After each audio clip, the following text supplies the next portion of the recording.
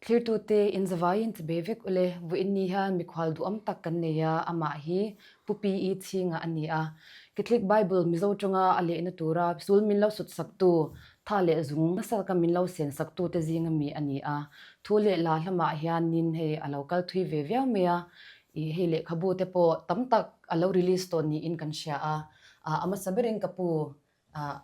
I hun lu tak mi pe ka wangin lom thu kan se ye là mấy cái bơ Chang kapu hi he kan han zo chho map map menga ipian le murna te min shil thengem chuan unaw engza tinge inni a ti te kha min han shil thengem siêu thế giới cái như thế chuẩn sĩ phiệt thăng lúc nào sẽ là cần piang Paul thum thing Paul liệt trăng khan sĩ phiệt câu thế bản nhị thế anh oma chú ta chuẩn đột lang em sĩ kul kal nan cái số ba chỉ mình nói mà chuẩn he license Paul lang nó mà hiện sang khát giặc quá som nga pali in kan oma te chuanin sa pho brother khata khan pariatan oma chung ho ji nga chuanin table boy in ka oma tin table boy sagam brolin school ka kala middle school ka ta no high school ka sawa tin chumi zon no chuanin Shenzhen high school ka chun zom le tin chumi ma lokin brother Andrew technical school kum thum course kan kala ka zo le chutin Shenzhen kalin Paulson ka zo chu nei ani le atira chang reng reng khan Catholic kha in lo ni ve ni lo kan u te ho hi Catholic an ni lo ve ka ti chuan u nau pariat kan nia ke te ber kan nia tin he min zo ta ga chuan puklemen dal le ma ka tuk le wa ani po sen pol kan kalpui dut lang kan kalpui achung te ka ti ga siam vek ma ya ke chu ka siam ve te thei la wa an ton ta khop mai ani le tu na hian khoi ve nga nge in oma chuan khoi perisha nge ram nun do ta so Saint Thomas an in loi ni mo ani chuan hei zo na danga kan kal ngal me nga I hei sarkar na kha tuna hianin ilo pension to chuan enge in na ipos sang sang ilo chelte khai soi thengem nei vel wa me sa chi bloka instructorin training camp production center ka han thoka kum ni ka thon nu in heta foreman chu workshop dien puyan ho tu pa ben nya foreman arwa ka silwa kan zo deal ve mizo te khazi te samistenen wa ne thak takin ka tinga chetia ka tin ta ka chuanin share block atang khan kan son tha te chuan heta rural industry project ka zom tin me kai no he me share ba ka thola hian nupui ka ne ya te chuanin foreman zo chuanin AO antia administrative officer antia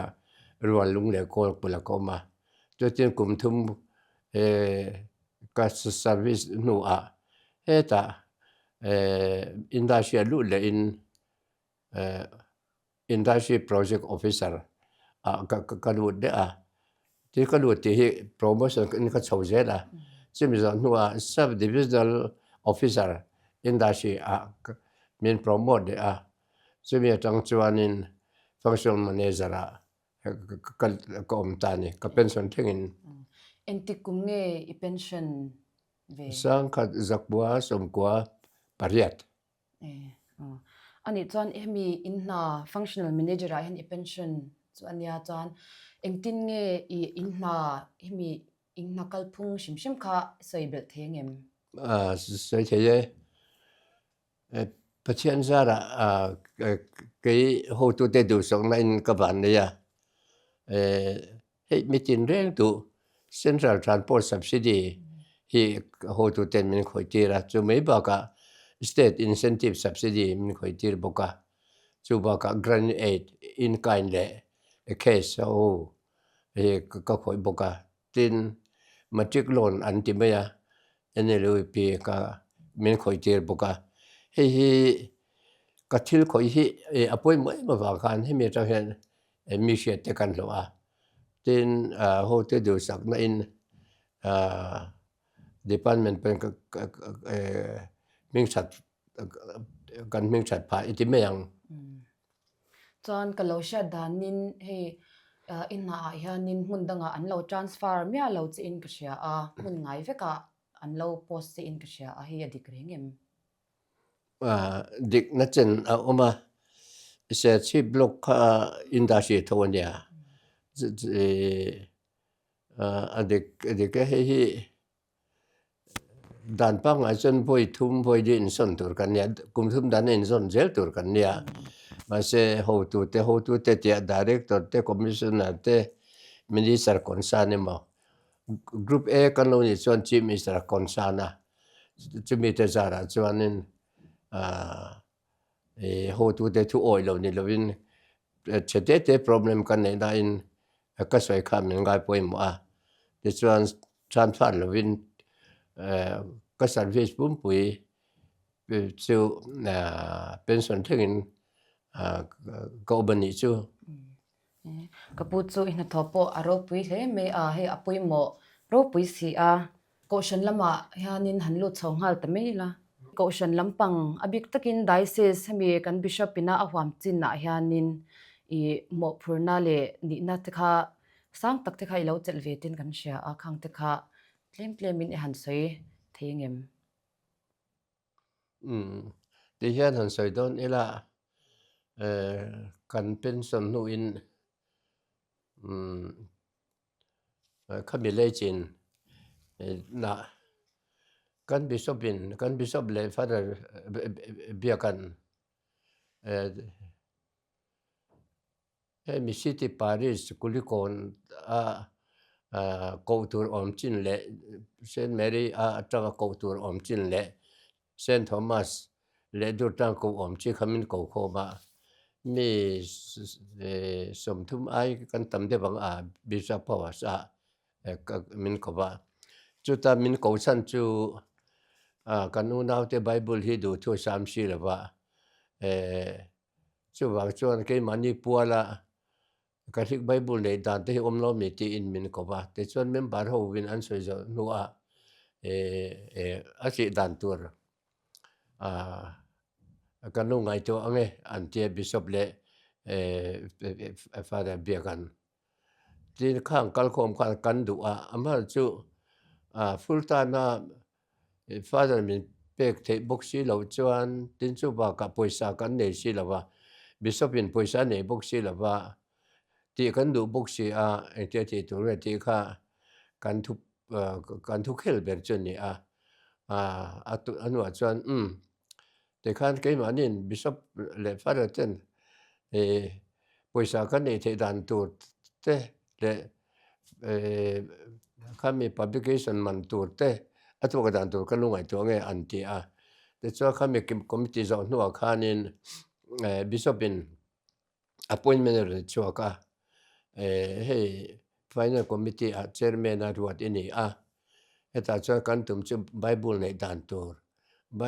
dan tur khan publish man tur te ngai tu turin ti ini eta hianin I tho pui the le he mi lam panga experience nei ho member I tho pui the tur om nangma kuta omni chu min ti te chuan ngai tu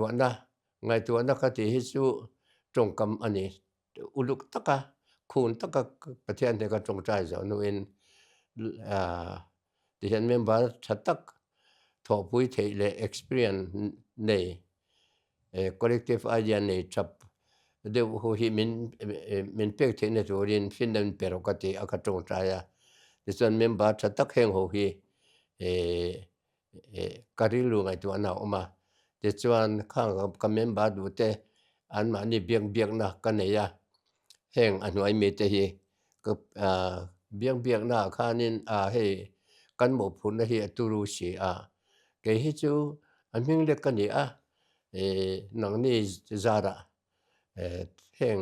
bishop ina mo phun na min pek te hi kan hen zo ngai ka ringa chuwang chuan hita hian hemi na hau tak kan ti meng chu hau tak ka heta hianin thok tu tur zinga member kan som che pom theyem ka je pom theye anti veka kan member te ho in pek na kha aro pui ka ti ke som na tlom te kha min pom saka chung kan member te hian theu neu lo khop ma ya ka dil ru lo om azol mi pui ka thik lo pui an pu atang pu mi hriat le ton hriat nei te an ni an chuan om bia wa heng te hian nia ke chairman hian kan oma vice chairman tu na finance big kan soi photanga mo finance big kan sunga sivan gu lian hi apik benga alal berda tu assistant general manager ani te chuanin secretary hian Lucy Lalin thari hi district session judge ani Mizoram katika lo ngai lo nia tuna chuan retire ve tin joint secretary hian Dr. Jerome Rokima sole director ani tin treasurer pu ze sang zuala finance minister ani tin financial secretary zone zakam lova ex service etimayang te chuanin chung ho chu obian ne mo che te tra te chu committee member kan so leng kan committee member po hi an pui ting hlom khop maya Dominic lal mangaya MCS hey DRDA te mun sang director lo om ti kan sia tin zone nei la ya MPS chang MP chung police ranking sang do win pension ti kan sia this one doctor sang he na deputy director tin MZO mingi MCS ka ani hi IS at konfara lungle ya uma pension ve to Cornell Zone Zama chu retire ve to Francis Tantuanga bank manager ani boka then zone lalkunga business khang ho kan member te chuan ni kapucho member po ithlang thiam hle mai hi ka thiam na ni lu pathian ni ngai to na ka di la mo kan tha tur ha tak si he ga ton sian nei te tho pui thei om chi te mo ka dil ka min pe akwa ta ka bek po in ni kan ti don yan ti vek jela pathian mal som na ka don na ni chan finance mai ni lo literature and publication na po khanin chairman in kan lo sha zela aming chuan ni ve ho tu te bishop te ho khan ke ating lo ber ton chen nei tam lo ber hi tinga min han da ve kha kaloma he min mo phun min da chuanin karil ru ka pian phung re re hi ka ti vak tung ka ti vak lawa karil ru in champion puizel ka duwa chu ding mi chu kan awang in he ka ton chen te bo hi atang hian lo tin na kan ne ya ti chuan literature and publication board hi khoi ko sana po thuak bur hon dia mo thurin ti ang reng teram ram lak na konga eng mo booklet ti ang reng te thil poi mo doctrine lampang te engkim publish tu nia thuak bur hon nia chunga tan chuan bishop in tongkam tra in nang ni bak hi kan ai zol ale kan dai se an om lo kan lo ma ti thina ati thinda ang de win he kan mi te ho hi an pui ting viau maya chuanin cái mình chairman ko ma vice chairman CW Lian Sang mo vice ania secretary Lucy Lalrin thari ani na sukan soi to kha tin zone secretary Elizabeth Lal Thang Lian ni ani na te sukan soi to kha treasurer pu je sang juala minister kha damlo nei na tlak bo ka kum khat pa kha anna kha chun jam thela ba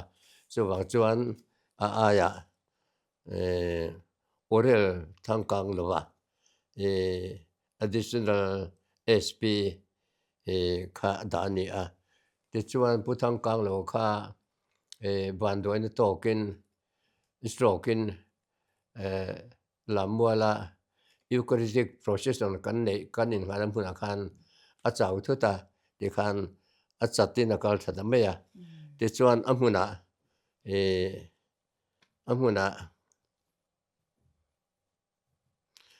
pu Aloysius Banlal du da ani hi Central Service IRS ani tin heta azola deputy commissioner in oma retire to tin financial secretary Elizabeth Rinding Liani oma chu tema chung khoro khangna ane awangin aya zone zakam lova da ani chu kan ubi te zen podamo chuan executive member te solyang pu lal rona ani de chu soi to lo meng zone director pirita nei pui Dr. Jerome Rokima pu Jerome Soilaya pu Peter Lalsanga pu Ralmana Jor Ralmana Ketekis Lal Huliana Ketekis Lal Engliana Vangur Liana Evtan Tuanga Kang Ho Zong Kha Executive Committee chunni executive committee member te po mero pui deu antama anmani anming kan sha ringot pona mi zong ina kan sha to te anlo ni hloma chuan kapu hi hemi literature and publication hemi chairman ini chung khan I in lo le khabu kha engzat nge in lo release ve man Alice ko ro keng talwa buthade de busom pathum kan chawa ma chop bunga kan nei boka chu kan hu che chim zon hu khan Bible commission khan mo mir nang ta le Bible buai puin a process etimang chu chan men ju ya chumi chu kan print manani chuanin hemi first edition a khan lut chhota ang ni ila I hemi first edition in buai pui chho dan tekha engtik kumatangin nge in lo buai pui chawa chuan engtik nge first edition phe in release ti thleng khanin min shil theingem sang ni pasari September tha tang khanin kan changa chumi main committee ekha kan leya the chuan committee khan atir bul thu ma chuan translation team an oma keni final Bible kho ve kan nia tin translation a chuan Father Augustine Boral ta kha chairman ania tin Father James Madina anti mai Zodin Dianamo secretary ania member te pubia thanga khoru lian ti angreng te tin pu hulian te pu englian te tin pu arlal ron te kati to empirita ila soila win ka sha khang ho khan ya ti chuan zone meeting kan nia zone meeting a chuanin ke khan te hi chu mi chapo thom na nia ma se ka ngai dan fel fai de win zone meeting ka soya heng ho mi som pani ten translation in pakhat policy pa uma pakhat khorui na uma pakhat heta sabual sia azol nen kata in la kho man ti ho ga boi thak don che ba chuan ti hian kal a tha me lom ni kan tia he ke mani ho ji ga financial committee in sia a nang ni ho committee kan sia a he ho a he kan du ber kan rin ber le he la ya sap tonga te doctrine lampang le he me theology lampang a ton shen ne te tiang ke ni ho ji ga I thang chu gang u ani khan de che khami an lo man honorium finance committee in kan tumanga chu teng chuan ikal me u kan tia im kan kal ta ni toy zo in kan kala finance so ka kan take up pa this one translation team kha chu function talem da ba ka kan kal dan ni ya this one in detail de mention de ti ta ga chuan in sang ni pasal chang khanin kan rin ber so ral manale than chianga ni in ka sia chu me de chuan kum khat chungin an zoba kum khat chunga an zo no chuanin kan pin chuak ta viga te chuan member som paruk ten kan sema endik na kar khata kan voi khat kan ne ya in ni in apum puin hemi group rang group ru ka kan tia kami en ho na kha apum puin kan thia le veka kami group en tu te group 1 en group 2 3 kho en ka alo dik vekem kami group ruk the kan tia pum puin kan ena ka revision kan ti meng chu kata kum khadu tho kan ne ni chu kan sem kham kan ne zo nu in khami kan ne kha father bia ka le father james zodin ne ko ta kan ta anni khan kum khating lo kha an endika chimi zo nu chuanin publish turin ka in riga ti chuan soft copy tangin pdf kan chawa ti chuanin pdf chu khoi nge kan publish ang ti ngai tu na oma tin chu min ba chuan setting an tia setting chu mi setting ti tu chuanin mi pakhat kan ruaya purona tupa chu chuan ti zo nu in pdf oma chu tin khu ta fiat mission karela kan ti ta ni tin khami lai chin kha isia lo kan so mi nga interesting de lek boka mi ngai ven ten boka kho kan publish sang suam na nge gawati nge kho nge ka ti kha ka kan tia kan father john da kan paris preach kan karila fiat mission te ro ka thik ve kan ni a chu man tem don an tia kami chung sang kha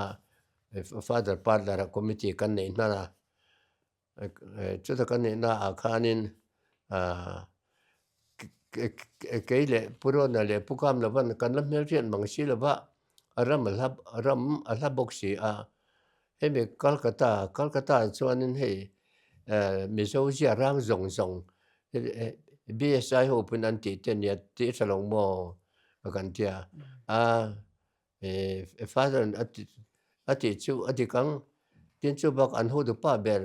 brother si le ni ka ti ania chewang a chang ati kha member tam zo khan an pom ta member tam zo pom ang chuanin karila a khanin te turin brother si le chu kan tia khang meeting lai po khan oma te chuan a paper po BSI paper kan ti amar chu kan thon kha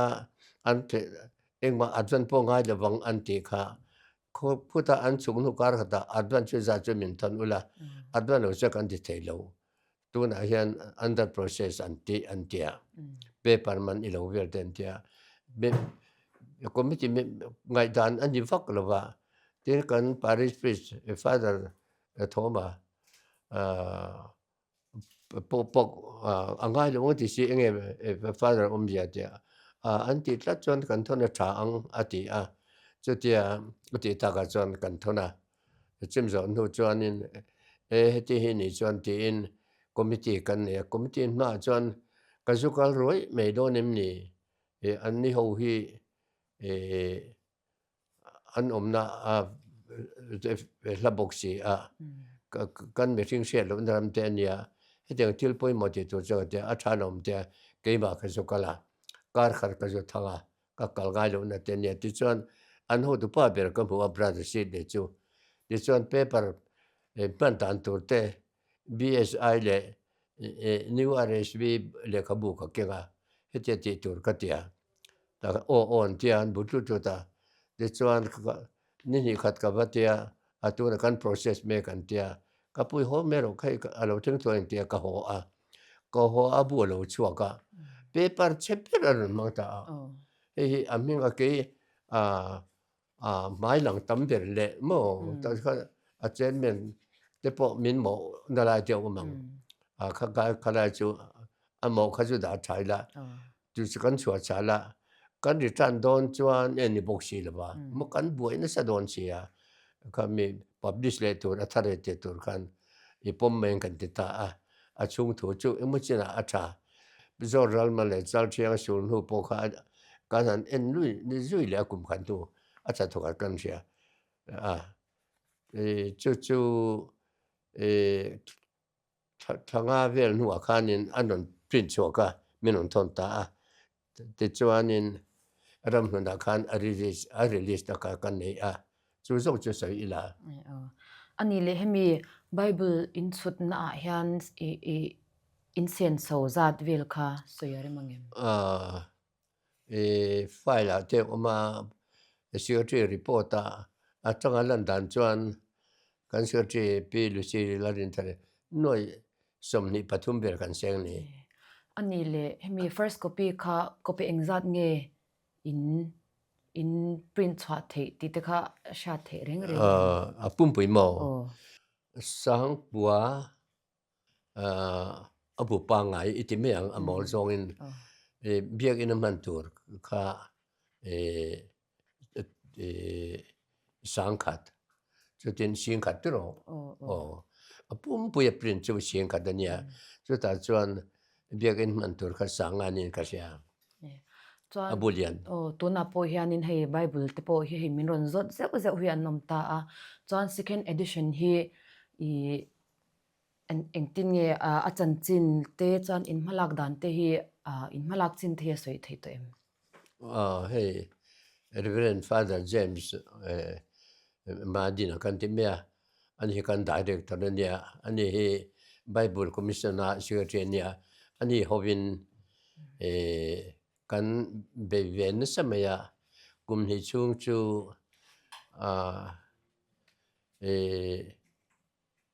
commiss han sei war de ka in kom te kan ni boka commission thôi chu kum khata boy khat tu te boy thum te boy te ke ni chu kum ni chungin a kum san ve chung chu thatin kan tia kum san ve hu a khanin kar khata boy ni kan ti char ni mo kan ti char boy ni thengin kan be ngor tak sa dani ti chu second edition po kan hu vat thei tur angai la tiro nia kan director te ho den kan soi dan chuanin hemi edition ani mo scrutiny po kan tianga mo hi April tha hen zo ila zo sim ila me ya chuan publish dang ngai to ila ti kha kan director in a soi dan deu chen ya ni ti chuan hemi caution lampanga chanin kan du tok chhomenga chuan hemi social activities lampang hemi YMA chuan MUP ti te a te hei ama sa in he lampang hi ke hi all nei lo mishing hi kania etia kuminina min paphal chung chu kan tia hemi branch YMA hianin executive committee a hian kan ombe chara abul tan na tan chuan de chuan MUP a po hian committee member a obi min dat antuma ngoro cái số cái chi lâu nang ni ale da cha in ka chu min da số cái tia tin service association pensioner hoa hianin cái OB min them china oro cái ti chi lâu cái số member hanga ka lo men ka tia member ka ombe chu atlang pui ni mai chu ti chu kapu chu I that lai hun chu mang thale me boy don zak zak khop me tro ne bang cha ngai na ani chanin thil danga kan han lut chawli anga he inupui chungcha nga hianin kan lut chaw anga he p anesthesia sabrem chungi nen hian engtik kumange inin nei sang khat zakwa sabr pali ani chanin hemi inin ton dan kha kan chuchak ve reng renga min shel thengem ne mitam tak pon min zota mol angreng ti mayang apathen thu angreng pokan tianga mi muluwa kai pakam hungai lawa se che blok atangin ka quarter tur khan na peshi lawa ka thikpa pulian tha ka sona pulian tha chuan ta se kumni christmas kan phanga ele in ruai te hi kan kham khop lawa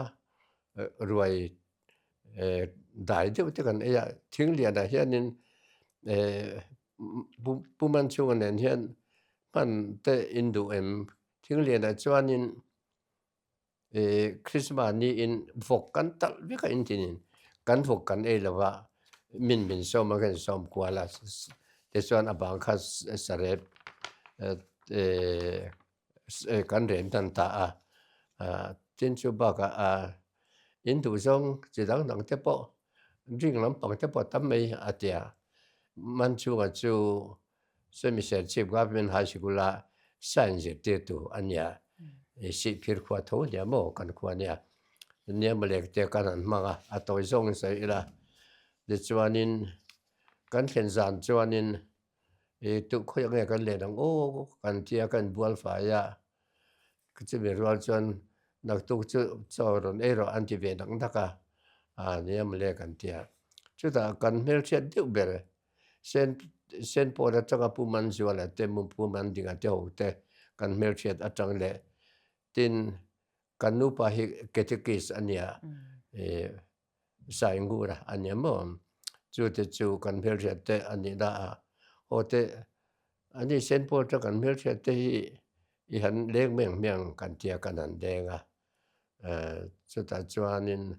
kan in koma tin chu pa chuanin SLC VCP thang chuanga nau hian puching itu puitu SLC pa itu puitu takani romansia ani po ka thik emaya ni tin ro sari soichi ania apa hi ketekis ni nge amel po he kimi kholia chuan mel thabera anda venia antia rules of te chang tlang te eta ngani ko chebe kholi ti mayang atia katia this one boy tum boy di la je tin atia so din se chip kan an tel kan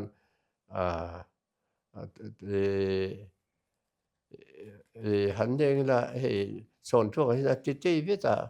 inu pui to te veta aru ka ven pa in handeng la ka ten kan an denga te chuan kan nu remichu kan in mu kan me ya te chuan atu ka chuan roi chenia ni an hmanga ani thumna kan ho te chuan kan rim sui talem na ba pui kan mu chau khan ya amara chu kan ngai tu na khanin remi pa khan nak tu chi chuan chinga ta hian choron da man chu chu som tu kha anga ram da e minga atia te chuan remi pa chuan hei midang hual te in la nei lem no chuan remi te po hi hei ti hianin ala ori atitia mo ani tak chu kan tia khami ril ru pu khan cher chim kan honu dai khanin ege ni kha tong kam kha apathian thu riu maya indu sakna chỉ cần in cần chia cần chia cần hành giả ya tôi dùng thế nên em kiếm khá adem tại vì cả mò cái tiếng nó bui phải sao là kan in nei kan tông ta ni ani le mo piramidin hian fa te hi ingzat nge in nei reng reng som kan nei ya mi pa panga me sia panga ani ta hei piramid hian rosary te hi angai na dan le hei asoi tam dan chu catholic mi mir chuan in hei kan lo shudeu vekta ani chuan khami a khanin in motor carburetor atang khanin petrol al ti kha kan lo sha chuan khami kha enge hei rosary le scapular kha invom ni in kan sha chuan khami a chan chin kha hei mi ka tang ten kan lo she ve ni chu chuan nangma ka nge chang hian shat ve kan dua I han sei thengem nè hun lai kha chuan in an min an khe zau ve zau ti le ma zau tang chong la vin din thil mak ani boka chu chuan kan nu nen hian in motor nei ma sa pol te kan nia ZRG kan don ma point ZRM hi pani lai kan khal ve chu ta chuan in ke ma hian ka khal me china ta khanin khoi mo kan kal kha chal tang lam pai chawang kan tia la chal tang top chal tang top wa di chan ma ri top atanga nai tia khanin kan ngoi te rim a adik lo I chukang kan tia kan chukha motor engine chung kan ti kan carburetor tanga petrol low over kha alo ka nga ta khan ti ga kan thela plastic bura tui khan kan le khan la sa tial sia vai bu te in kan ti lo kang la kan mi kan te ma local pani khan ho khan ya mi lo pui ru atia kan no khan ta khan ke ni po ti ga kan thelo kan tia puan te po kan tu ma al la sa tial sia ta khan kan nu khan ro sa ri kan da chob le chin athimaya kha thil mak miracle ve ni ka sia chemi thil na lo chuan chan ni ka ria chu kan in nei ma po in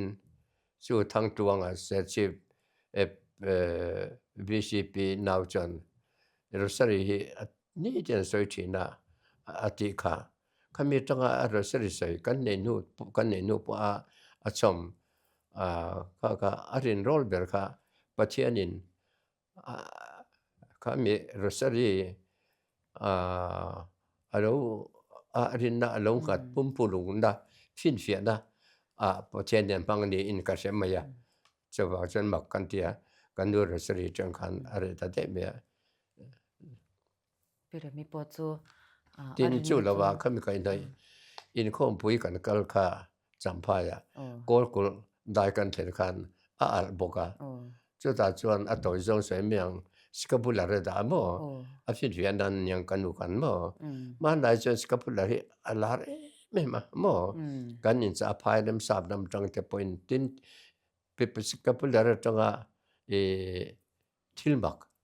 te po hi tap tak ma la chuan tu la yan kan da za to kan chui vak to lo kan mong tang kai ta bak lo wa accident thil I lo vela khata khan a boka scapular da khan athimak meni hei thil mak sang hi hei mun dang ha te kan lo mu ve chin hei Mizoram a nge le atong to nge bola kan thu hi hei kanin chuang ve top ani to na hian let le lok ta ila hei pyramid chungchang a bok khan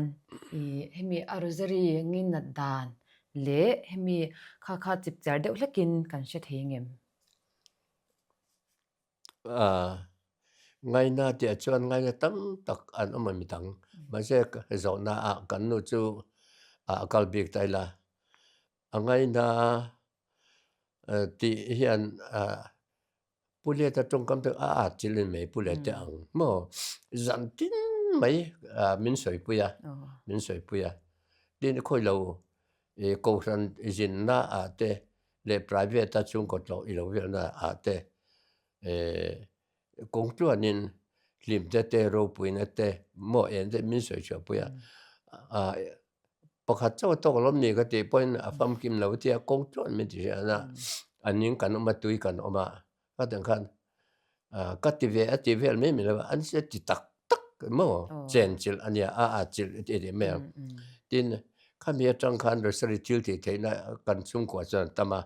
mi je tan ngai thak e amu tom tan chan ngai thak no manga an lo chuanin a ho te pon ti bia tin thil ho chu an lo ba e ka thik tak tak sik tok tan chan angai no ba ma su ka thik ve me tan chuan ti me tu ne nya hey entina tan e alo kan fanu any marupin to swala to ka kan step pa a che swala ata ta khan dam do ina kal meng wo ti lai khanin ngoi ru ti rosary mo so ya ti khan atoi zong in adam me ya tin kan fa pa pakhat kan in ra la son aluma kora kwan oma a thinga yang kan ti an au chel chu ni ta khan an ba zon chuaka tui thiang lim te an tatia khatia an ti khan be lo te rosary ti la atul ta le dam doi kan kal don ne tia a kal ngai lo hi an ti te chua kan chen pakhat ina tang khanin branda tang khanin pakhat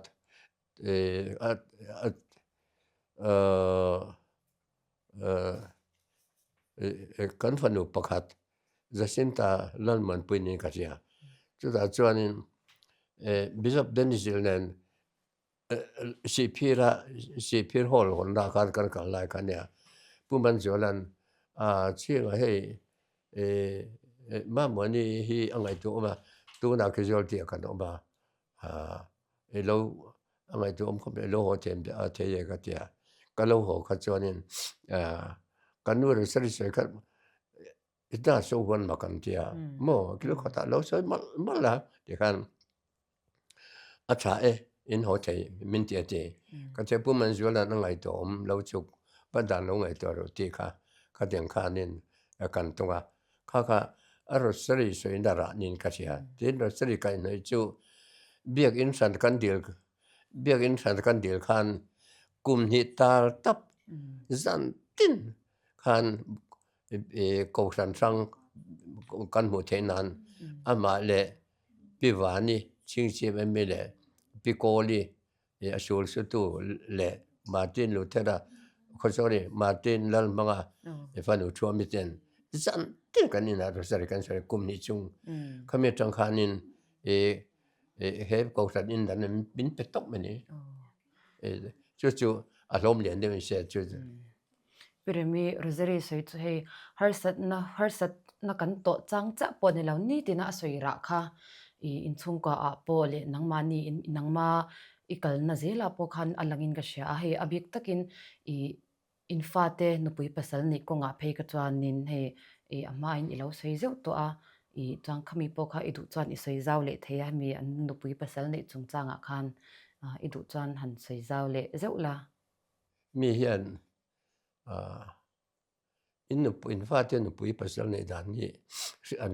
zau se ka du tin tam khom me kan in leng tam tak chan mo eng thila mo te nang ni nu pui pasal zon dan le in nei dan hi a ka thi gria ba an tia chu ha in kom ta ga chuan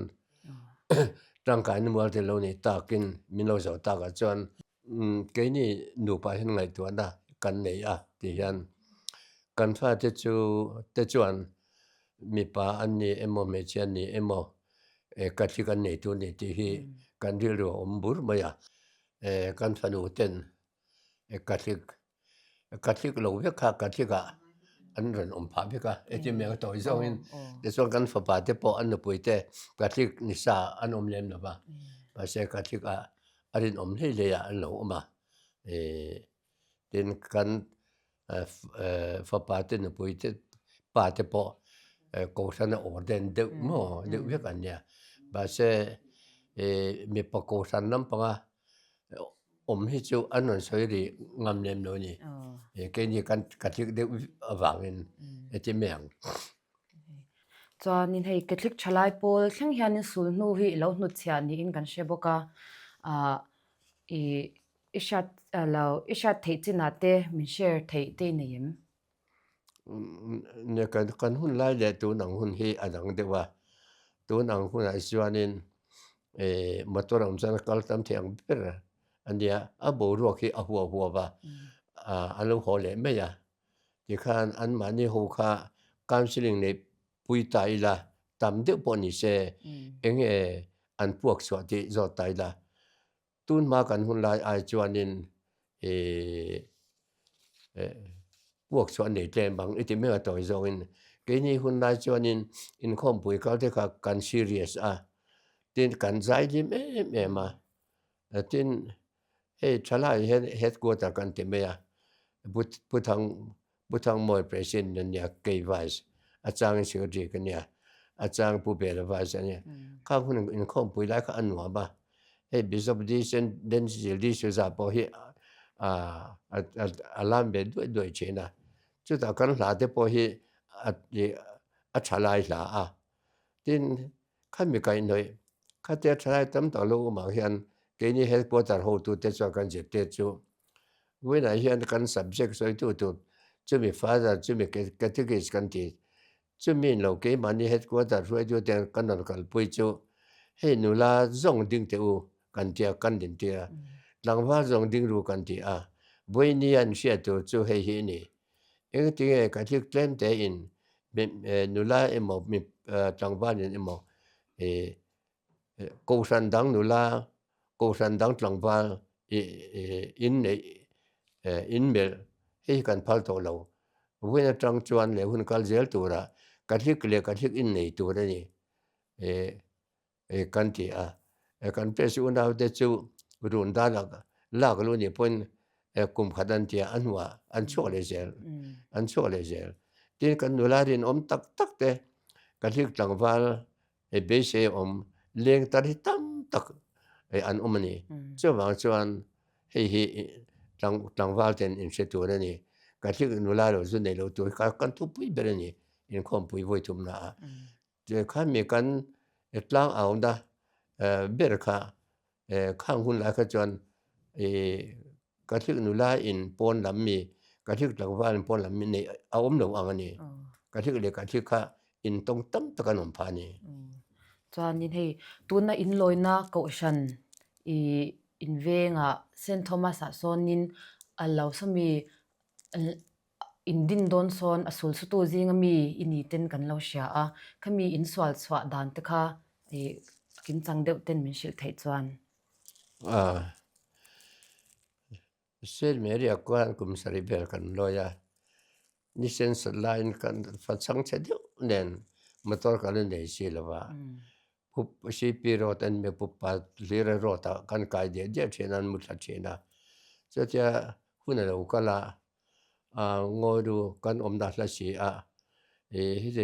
he ti hian kan kal kum kwa thei pe din om lawa tin in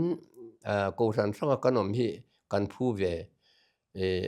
alam na zo te kan tia chu me ngai to ni chu kan te ne ya te chuan tum khat chu he lampang hi kan member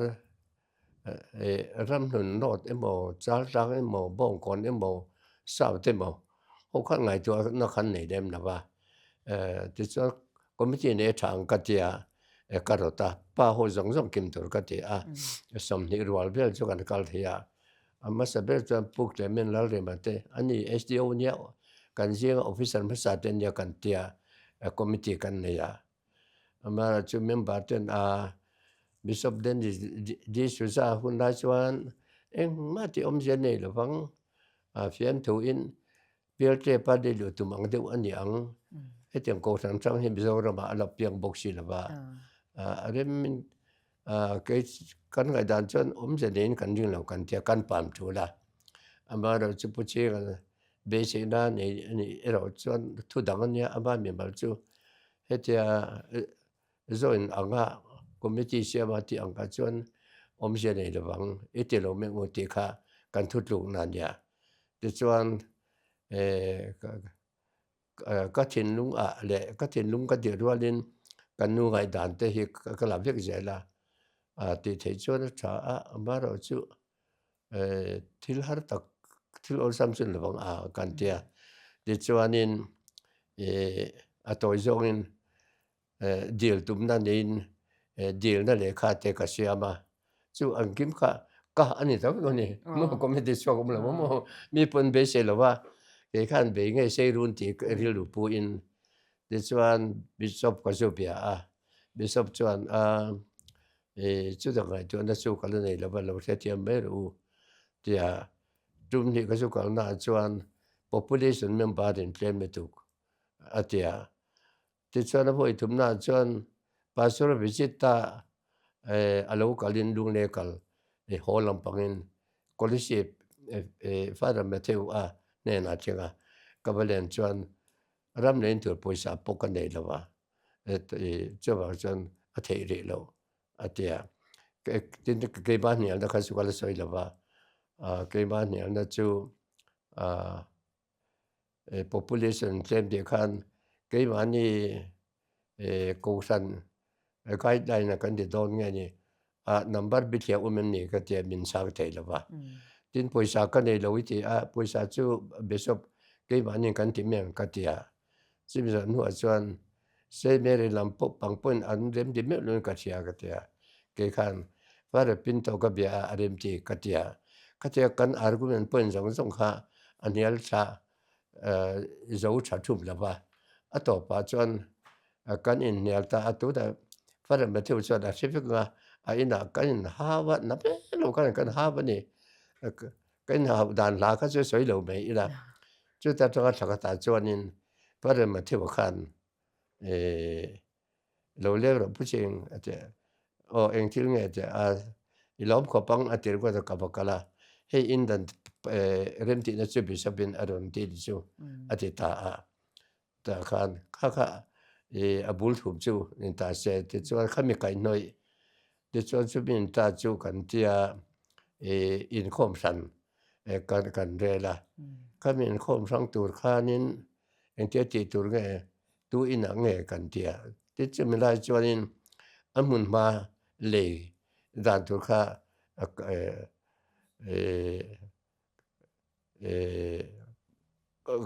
ka ngai tu ti kha atik tak chuan ya ma na so moi lo mo pi sa ku inen mo amun ma le tur kan tia a to zong pulal sa ga di fo ta kha kan ta o min dem ti sa ka chu po pi sa ku ngi be ga poisa da kha kan withdraw ti ra aman sa ve kan pe aman chu mi chuan kan ne ya kan chei bola ti chuan kan chei bola ti kha in sak sa ma asam type kha chu Martin lan mang tan den wa in chua ve ngai ni dian chua ka chu mi chuan in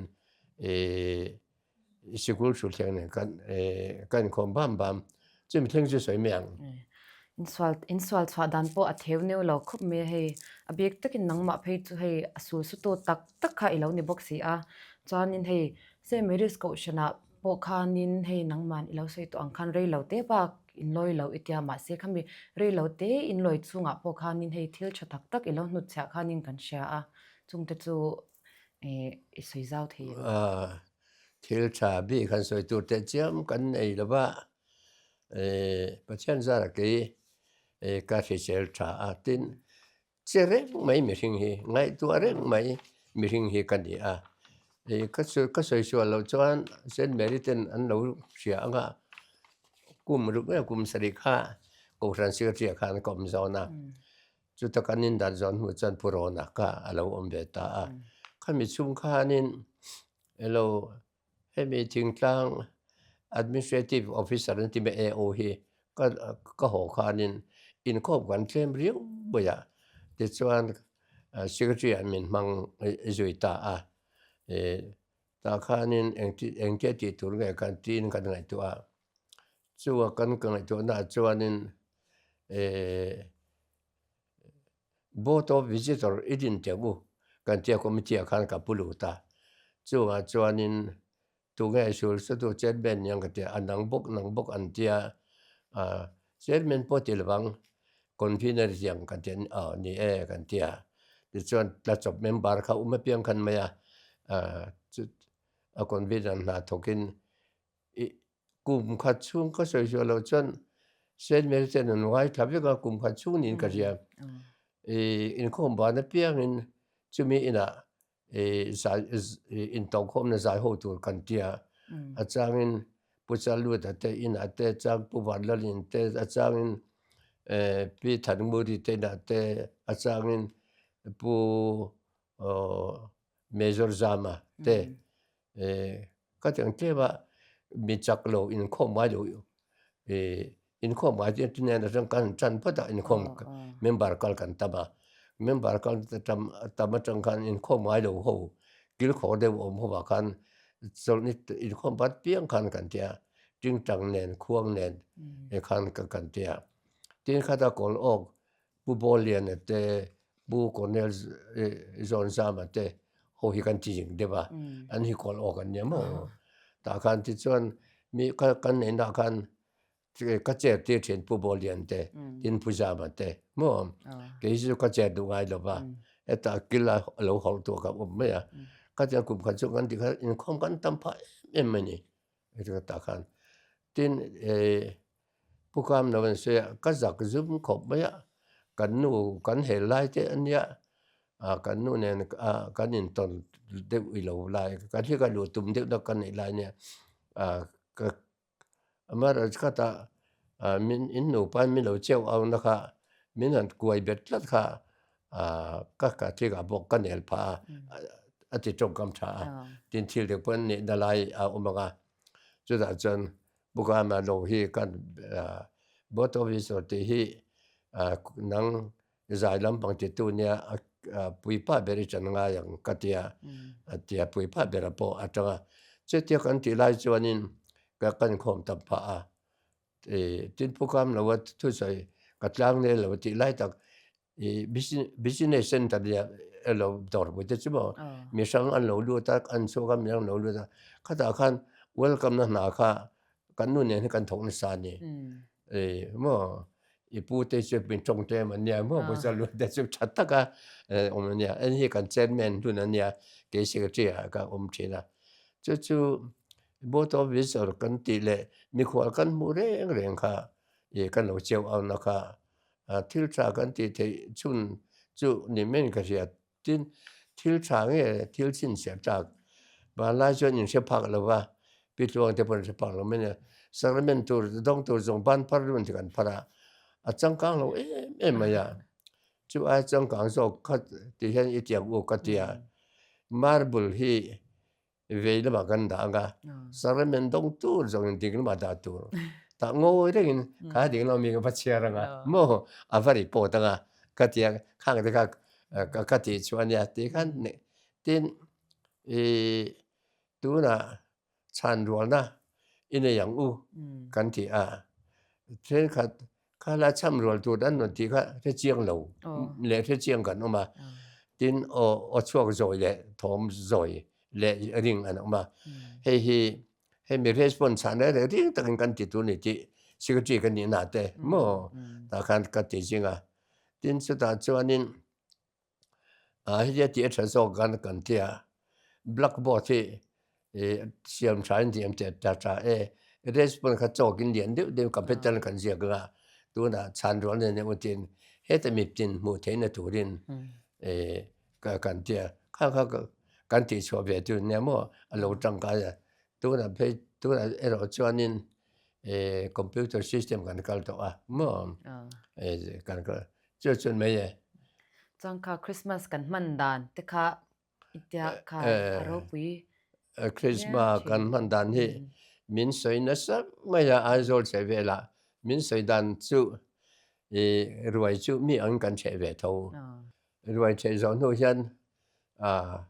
pu sa lu te na ka lang kan tia khang lai kan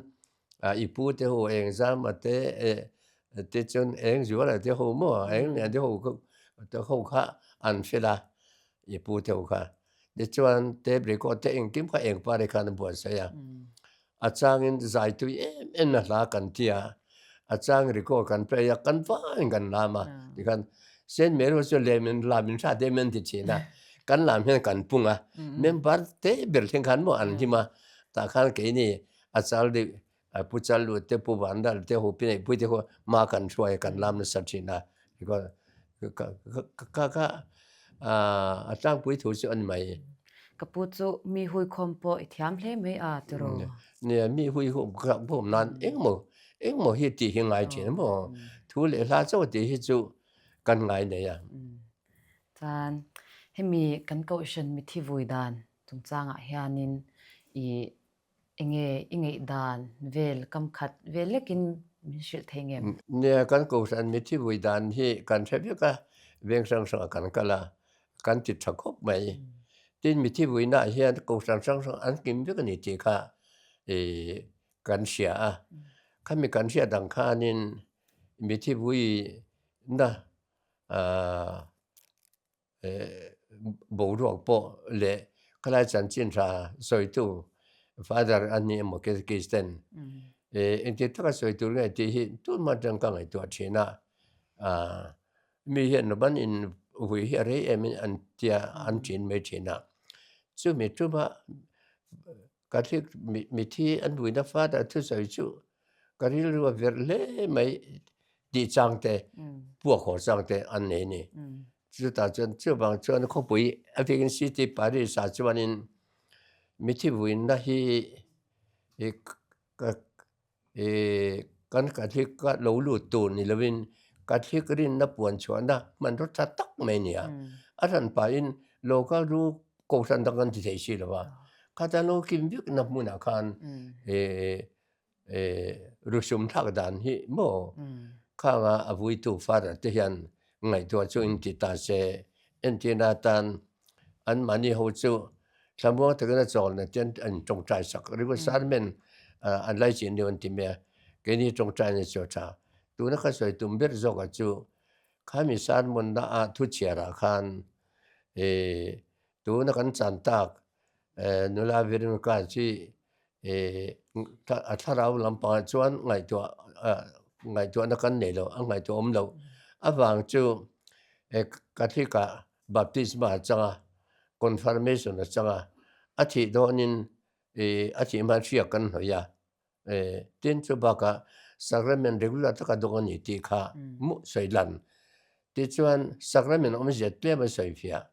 tin chu ba ka riak noi kha hemi sa English Bible la chuan pui thiam ti me ko san upa mo ko san upa na song kha an ni lem na ba tin van ra in vui kai the ri kon po an la ba chu wang chuan in confirmation om jet te riak noiนั่นอมเย็นไอ้ที่ทักเดตินสักระเมนหนุ่งดอนดัจงจางโม่ดงอันนี้จงจางเตข้าปุยเทียมเต็นฟิอาเลจวลินสวยตาเซใครคริสตาตักษาเลที่เซนตัวนี้ดินจุบากาเชียกที่อันนี้จุบากจวนอะไรตัวอมดินจุบากาอันนั้นช่วง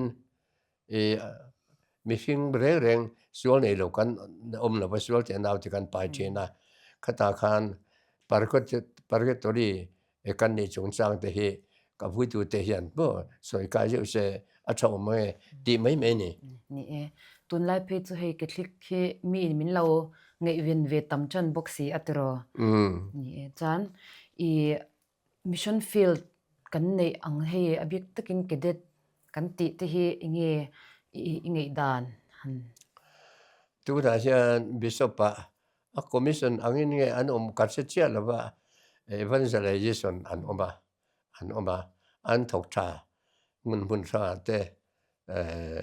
มุนพาอันขวาระมีทารรักลุนแต่อันเนี่ยอารมณ์ก็ไปอันถูกชานี่จะชวนอันถูกดันเด็กกันเราที่เวรก็อันตัวนั้นมุนเตตัวเนี่ยตัวนั้นนมดันเตเหตุการณ์นี้อันที่เวทุกจนกันยังก็สวยจังเห็นบิชอปเตอันที่พูดพอกันยังเชื่อเลยว่ามาจะดีเทนิเสติค่ะก็รู้สึกตัวมันนี่ดิส่วนอินทินาตันก็รู้เดียนะกูสันติขันกูสันตินขัน不定连的的不表的给你看啊，手术多干你们呀，给你手干呢，同你干好的钱啊，不表的真暂时的呀，不定连真暂时的，特色呢，啊，多用的那个谁，这大专呢，你看就高山上干不可嘛，他ราลำปังกันตุยหาละเอง高山别听诶。ดีกันเช่ดูอ่ะ7 day กันซ้อมบัดดีกันซ้อมไม่เปลี่ยนสมบัติกันซ้อมเดียจุดอ่ะจวนกูสันดังโลกาจวนมาตัวจังกังดูอันนู้ก็จะนู้ก็จะพูดเรื่องเรียนเราจูกันไม่น้อยเดียวทิ้งเดียวนั่นเดียบ้านด้วยยังเดียวอะไรก็ละเฮ้ยโมอินกูสันช่วยตัวจูมินที่มูสิตอันนี้มินอะไรนี่กันเดียจุดอ่ะจวนทุกสิ่งของนะคะอันหันในกวลตาอันนี้ถุงนาจวนผู้เด้งเรียนนะคะมิตินไม่ไงวินาโลหลตาก็เลยมิตินไม่ไงมีดังเขาจะนี่เห็นหูคันอันหัวตะเวกมันนี่อันส่วนหัวไม่นี่แต่จะกูสันดังเดียวสอนนั่นเตลำปังเตผู้เด้งเรียนจวนอาจารย์จิละเดี๋ยวจวนนี่ถุงนัวจวนนี่กูสันที่ประเทศกูสันเงินเป็นไบเบิลเตียงเตเรื่องนี้อินเชนสันดังเงินอินปุ่มขันดัดตีเตbaptisma omja engeni ti te eucharist omja engeni ti an soi khan an khetwa duala ina pon ning lawa atoi jong le ne se la nga mo la in khom nan ne ya de chuan mi jan ni som re re kan na lu ta ni mo ta khan kan ho thing ta kin mi chi bai pon kan tok ke ma ro chu kum ni khan wa chuan he mi ko san dang teวิสัชเป็นอันนู้รู้จะตัดตัวจงส่วนตัวนั้นส่วนจะพบกันยิ่งจะชุ่มเราอันที่จะที่ก็เลยเจอละคนรู้เรียนอาคารผู้เบลล์นักนิสิตส่วนผู้เบลล์เด็กเกนี่เด็กผู้เรียนเรียนเด็กส่วนสุดตัวพวกกันเดียจะส่วนกลุ่มเขาตาสันเดย์ผู้สมัครปัจจุบันออกมาเหตุอินดินี่เห็นออฟฟิศบ้านเห็นก็ส่งไม่เช่นละกันนู่นเอ็มเด็ดเดีย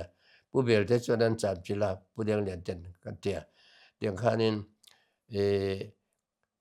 ถ้าขัดพวกจริงถ้าชุ่มระวังเดียข้านินเบย์พูดกันสักจะทุ่มเนี่ยที่ข้ารู้ตาจะทุ่มเนี่ยที่ข้าตัวนั้นบ้านนี้ลูกข้านกัลเวอร์ตังตรงนักกันเนี่ยอันช่วยตัวเด็ดตรงนักกันเนี่ยตัวส่วนอดุนุส่วนจะสุกันที่กันที่ข้าให้มีส่วนทุเองก็ส่วนสัตย์เดียก็อัตบดักก็เวย์เบอร์จู7 daysจะอันมิลไป salvation พันมิลไปโม่ praise point evangelist โม่โม่จะอันมิลคนเดียวแต่จน pastor pro pastor นั่นที่เห็นจะกันมิลสิละว่าก็ถ้ากันเวลาเตรูตุมาโลเพตามสิสิ่งสิเริ่มสิเทคนิคเตรียมสิเอากันโม่อันรู้เช่นนี้จะบางส่วนตัวนั้นก็suggest อาจจะด่าไม่ตัวด่าไม่ตัว categories โม่ local นี่โม่ local เรานี่โม่kamiอันหลังนั่นตัวเขาจะ bishop level provision เสียไม่ตัวโม่เสียไม่ตัวเสียที่ขันอัตโตขันไม่จะเดี๋ยวก็ฉันอีปากันเตลังอ่ะโม่ข้าวเราตัวจู่อันหลังบางปากเราดูไม่ยังจู่บางจวนอาวิลตัวด่าอันนี้จู่ก็ช่วยตัวกันจู่ส่งจนไม่กปูฮีให้ Marian Movement hianin coordinator in i omti te kan lo sia chuan chumui mai ba ka Prison Ministry of India advisor in ilo omboga hemi irong bol ne hitlemi min soi zaw sak thengem ni tun ma changin Marian Movement of Priest hi oma ba chu member tem te chang kan ti bal bala tun er chuan member kan chan nem to som thum chuang te kan ni tin kan member te unactive hello zai pol te kan ni zai pol te po LPS te YouTube te an set an min an set pa tun ma chon he MMP kan ti mai hi min an set wa ka thik ji post lo tam takan oma te chuan kan trong trai na la ti hin thia se athajia hi zoi Poland dan ngai toi la kan tia Bible in sia sela รูปนี้เราปั่นแข่งเบลตัวเตียงเดียวเรื่องลักษณะโลนี่มีอินจะวางจวนให้จอยๆเจ้าโจกะเทดัตุมาเตกันนี่จินprison of ministry จงจ้างอาเซียนให้กันบาลานเทียเต็นฝักไม่เจลอาเซียนการขัดวุ้ยนี่เตะตอนนี้อาจารย์วุ้ยขัดเตะ district jail เลย central jail ละให้อาเซียน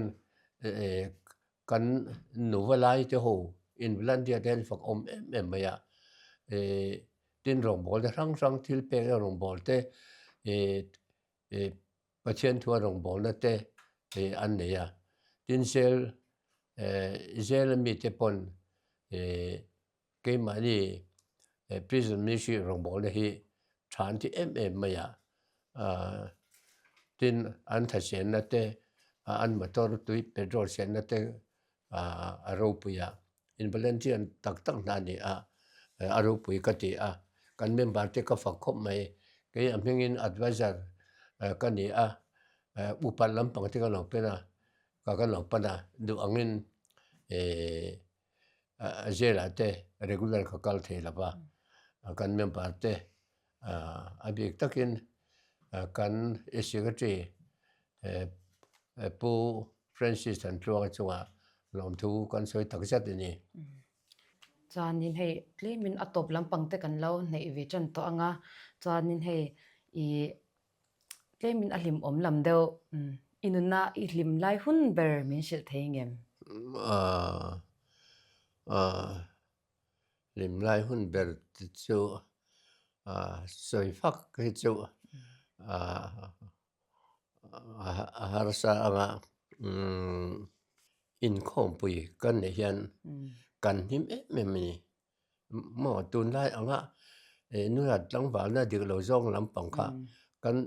นู่นละหลังบ้านเป็นปุลาวะที่นั่นมีการช่วยตัวแกที่จะเป็นกันลำปังค่ะกันริลรัวกันด่าละวะที่ลิมไล่เบิร์ดจู่อากุมบิดแค่ที่จะสวยฮะระแค่นี้จู่กูสันลำปังกันนู่นเนี่ยนี่กันอาจจะละให้ปุ้ยเทียมorganization เรื่อยๆกันก็เรียกมาอินข้อมปุ้ยพวกกันก็เรียกถ้าว่าชาเลนี่พออินตุนมาจวน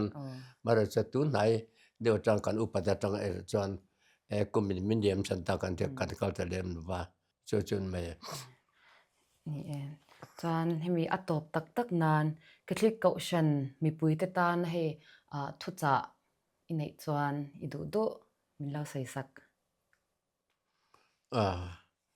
ไอ้นี่จะรู้ละทุจ่าหันสวยค่ะ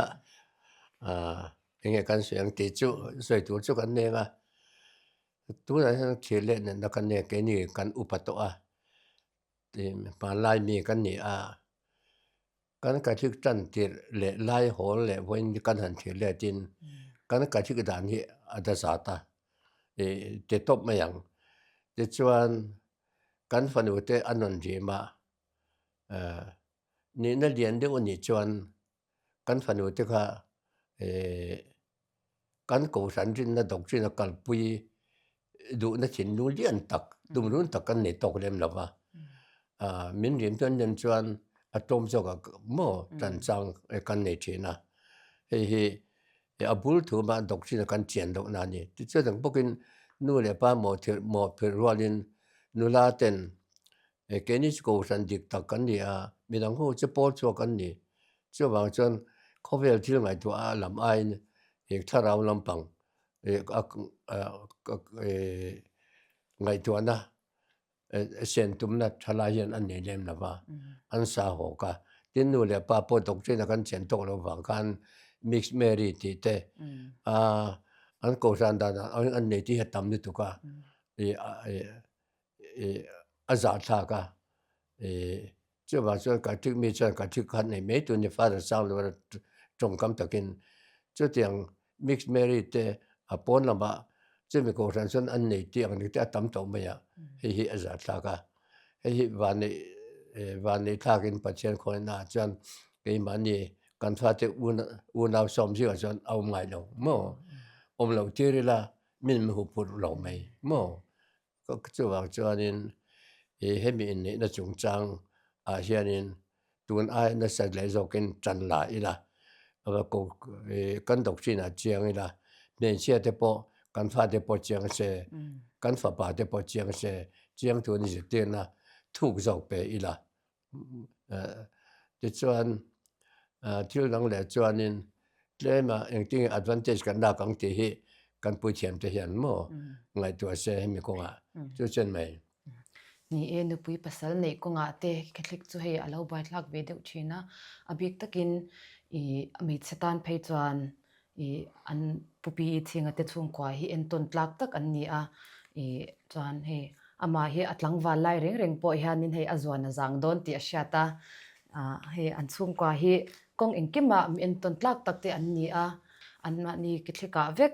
an fate anin nei thei te hi hei tiang te hi awang ani dot sei lawa chuan hei pathian hianin amal som na se em cha hetia kan kom thei che hi kan lom em ani kapu hi hei lom thu sei du na te po alo nei me theia hei adu zong zong tuna hianin hei ama hi hun kan pelok anga hey cái này tế lưu in hết tiếng program này tôi mình cầu hi số công chung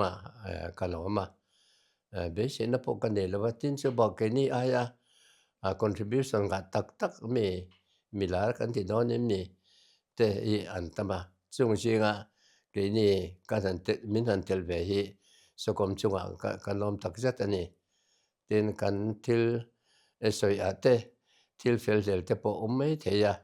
ha chu min lo sia thiam kan du tin kan soi atanga in chung chang ani emo ko heng chung chang ate til cha ti om chi te kan lo soi ani chuan til cha ngai la so kom chung na sat kan lom thu kan soi ni kan lo me kapu kha lom thu kha asoi in thlashung deuh me me in ka hria an chung kwa hi mi en ton tlak tak an ni a abik takin asoi to ang khan nupui pasal nei ko nga phei chuan an man ni ai ba ka en ton tlak hi an om lovin ka hria a chuan hemi a that lai hun zong zong ko shanta na in hmangral thak boka ama kan kom thei shim shim me kan lo mani